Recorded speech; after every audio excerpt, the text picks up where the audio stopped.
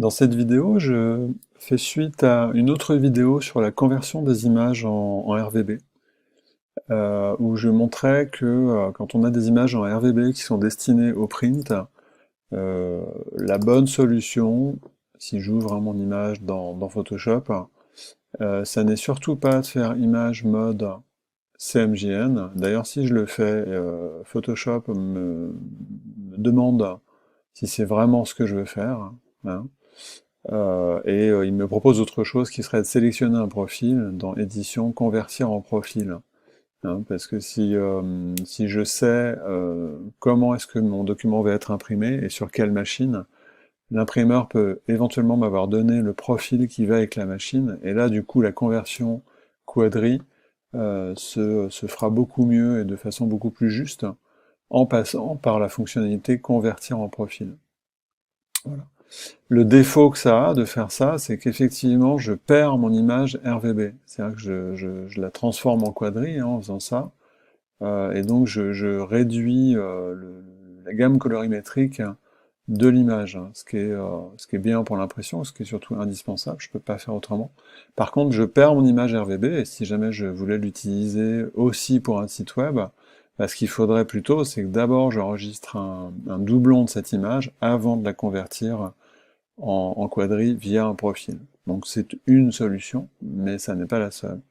L'autre solution que je peux avoir, mais ça va dépendre un petit peu des cas de figure, c'est en fait de passer directement par InDesign, hein, en faisant fichier exporter, et quand je vais générer mon PDF pour l'impression, je vais pouvoir aller dans les options de sortie, et là je vais pouvoir lui demander le profil que je veux.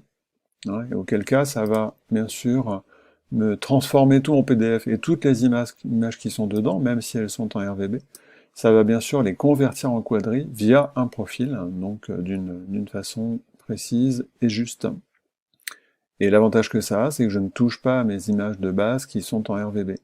Alors pourquoi est-ce que je dis que ça dépend des cas de figure? Parce que je peux vouloir traiter mes images une par une dans Photoshop, hein, et regarder ce que ça donne quand je convertis en profil quadri.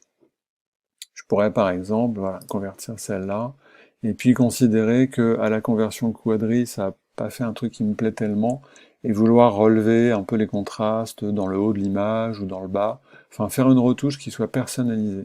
Voilà, auquel cas là, j'ai plus intérêt à le faire dans Photoshop, en dupliquant mes images.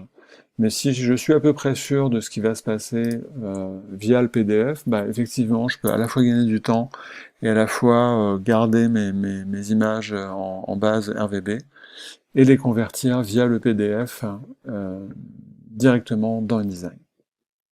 Voilà. N'hésitez pas si vous avez des questions. Et n'hésitez pas à vous abonner si vous ne voulez rien louper. Merci, bonne journée à vous.